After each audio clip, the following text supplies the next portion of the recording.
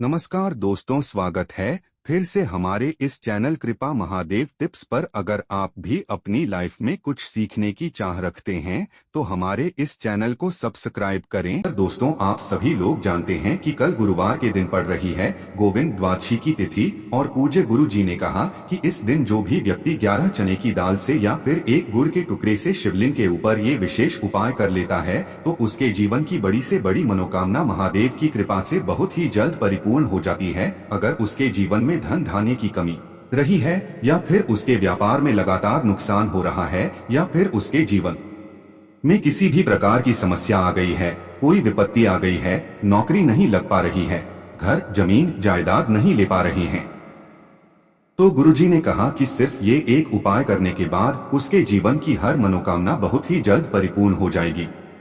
तो चलिए जानते हैं इस विशेष उपाय के बारे में, लेकिन उससे पहले एक प्रार्थना। अगर आप चैनल पर नए हैं तो कृपया हमारे चैनल वास्तविक जानकारी को सब्सक्राइब अवश्य कर लें।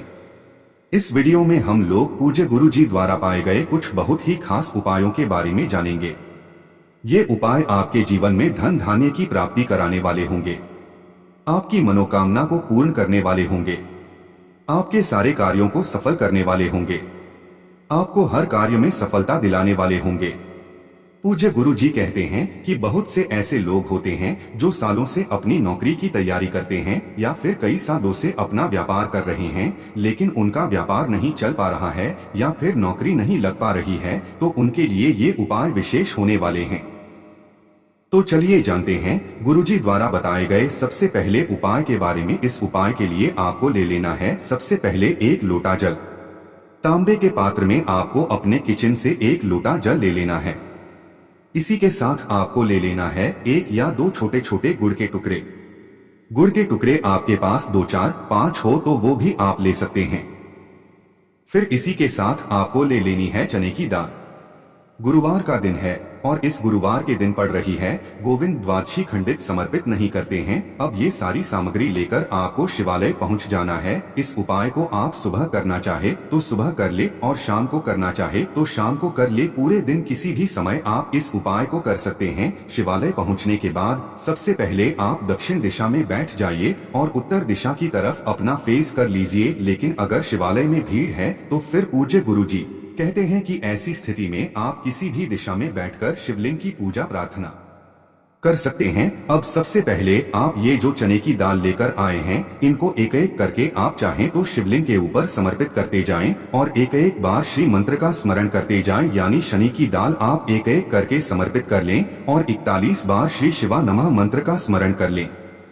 या फिर आप चाहें तो ये पूरी की पूरी दाल एक साथ शिवलिंग के ऊपर समर्पित कर दें और कम से कम 11 बार या फिर 21 बार या फिर 51 बार श्री शिवाय मंत्र का स्मरण कर लें।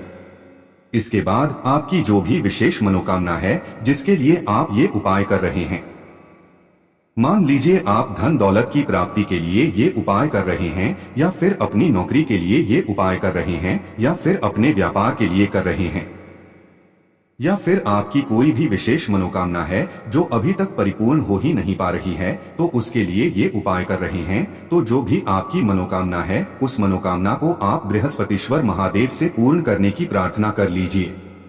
किनसे प्रार्थना कर लेनी है? बृहस्पतिश्वर महादेव से आपको प्रार्थना कर लेनी है। फिर इसके बाद आप जो एक लोटा जल लेकर आए हैं उसमें आपको ये गुड़ के टुकड़े डाल देने हैं।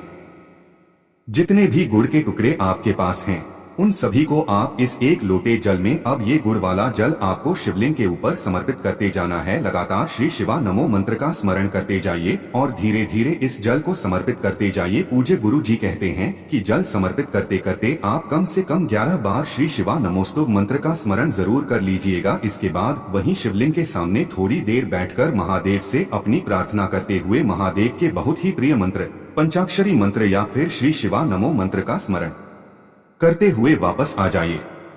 गुरुजी ने कहा कि जो भी व्यक्ति इस गुरुवार की द्वादशी तिथि में इस उपाय को कर लेता है तो उसके जीवन की हर मनोकामना बृहस्पतिश्वर महादेव की कृपा से जरूर परिपूर्ण हो जाती है। तो दोस्तों, इस विशेष उपाय को आप जरूर करिएगा। अब जानते हैं पूज्य गुरु जी द्वारा बताए गए दूसरे खास उपाय के बारे में। ये उपाय भी आपके सारे कार्यों को सफल करने के लिए है तथा धन धान्य की वृद्धि के लिए है। इस उपाय के लिए आपको ले लेना है एक लोटा जल। तांबे के पात्र में अपने आप को जल ले लेना है। इसी के साथ आपको फिर से ले लेना है गुड़ के टुकड़े, 1 या 2 गुड़ के छोटे छोटे टुकड़े ले लीजिए और सबसे आखिर में आप ले लीजिए एक बेलपत्र। बेलपत्र माता पार्वती के आंसुओं से उत्पन्न हुई है, इसलिए बेलपत्र से किया गया कोई भी उपाय हमारे महादेव को अत्यधिक प्रिय होता है और इससे हमारे महादेव हमारी समस्त मनोकामना को बहुत ही जल्द परिपूर्ण कर देते हैं। इसलिए आपको सिर्फ एक बेलपत्र ले लेनी है। अगर आपके पास नहीं है तो शिवलिंग के ऊपर चढ़ी हुई बेलपत्र को उठाकर जल से शुद्ध करके अगर आप उसका भी इस्तेमाल कर सकते हैं। बस आपको ध्यान रखना है कि ये बेलपत्र कहीं से भी कटी हुई नहीं होनी चाहिए और बेलपत्र की डंडी के आखिर में जो होती है यानी जो डंठल होता है वो भी नहीं होना चाहिए। अब ये सारी सामग्री लेकर आपको शिवालय पहुंच जाना है।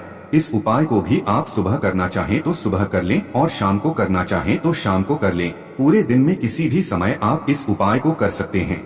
शिवालय पहुंचने के बाद सबसे पहले आप एक काम करेंगे, आप ये जो बेलपत्र लेकर आए हैं इस बेलपत्र को अपनी हथेली में रखिए और फिर से बृहस्पतेश्वर महादेव से आपको प्रार्थना करनी है आपकी कोई भी विशेष मनोकामनाएं। जो लोग ये पहला उपाय नहीं कर सकते हैं उनको ये दूसरा उपाय कर लेना चाहिए। पहला उपाय अगर आप नहीं कर पा रहे हैं तो आपको ये उपाय करते समय अपनी मनोकामना का स्मरण करना है और बृहस्पतेश्वर महादेव से उस मनोकामना को पूर्ण करने की कर लेनी है और फिर ये एक बेलपत्र आपको शिवलिंग के ऊपर समर्पित कर देना है। ध्यान रखिएगा बेलपत्र की चिकनी साइड का हिस्सा शिवलिंग में टच करेगा यानी नीचे की तरफ रहेगा और बेलपत्र की डंडी जलाधारी की तरफ रहेगी। सामने आपको जैसा वीडियो में समझाया जा रहा है ठीक ऐसे ही आपको बेलपत्र समर्पित कर देनी है।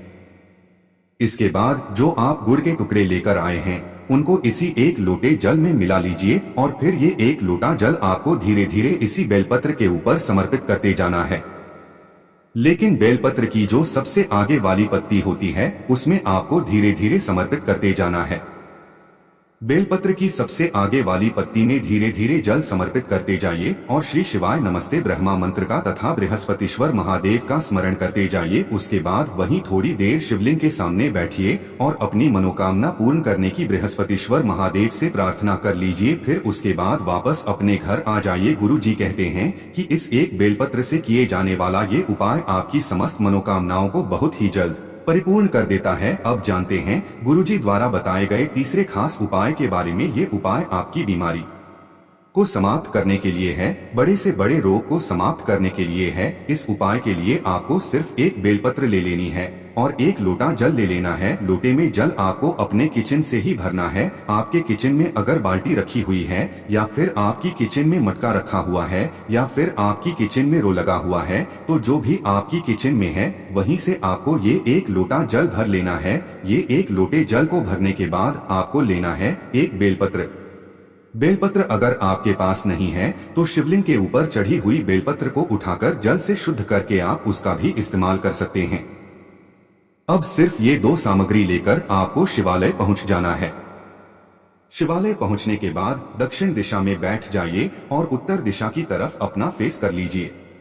उसके बाद इस बेलपत्र को अपनी हथेली में रखिए और कुंदकेश्वर महादेव से प्रार्थना करिए। किससे प्रार्थना करनी है?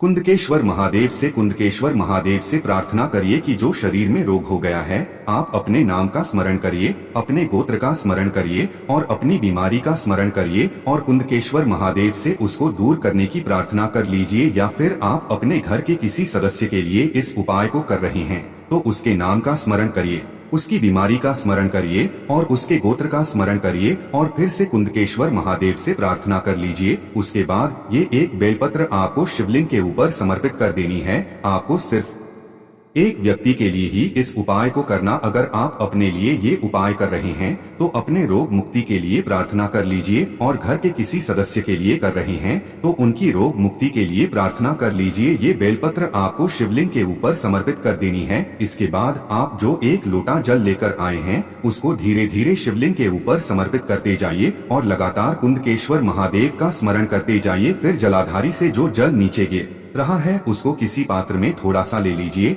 और साथ ही साथ इस बेलपत्र को उठा लीजिए। कुंदकेश्वर महादेव से प्रार्थना कर लीजिए कि इस बेलपत्र इस जल को औषधि स्वरूप बना दीजिए और फिर ये दोनों सामग्री लेकर आप अपने घर आ जाइए। घर आने के बाद जो भी व्यक्ति बीमार है, अगर आप बीमार है तो आप इस जल का आचमन कर लीजिए और बेलपत्र की पत्तियों को चबा कर खा लीजिए और कुंदकेश्वर महादेव से प्रार्थना कर लीजिए। और अगर घर के किसी सदस्य के लिए ये उपाय कर रहे हैं तो उसको इस जल का आचमन करा दीजिए और बेलपत्र की पत्तियां चबा कर खिलवा दीजिए और उनकी बीमारी को दूर करने की कुंदकेश्वर महादेव से प्रार्थना कर लीजिए। पूज्य गुरुजी कहते हैं कि जो व्यक्ति इस उपाय को कुछ दिन लगातार कर लेता है तो कुंदकेश्वर महादेव की कृपा से उसकी बड़ी से बड़ी बीमारी बहुत ही जल्द समाप्त हो जाती है और उसकी सालों पुरानी बीमारी भी कुंदकेश्वर महादेव की कृपा से बहुत ही जल्द खत्म हो जाती है। तो दोस्तों, ये थे पूज्य गुरुजी द्वारा बताए गए कुछ बहुत ही खास उपाय। अगर आपको जानकारी अच्छी लगी हो तो वीडियो लाइक करिएगा। बाकी दोस्तों, इस उपाय करने में अगर आपको कोई भी दिक्कत समस्या आती है तो कमेंट करके पूछ सकते हैं। श्री शिवाय नमस्तुभ्यं। हर हर महादेव।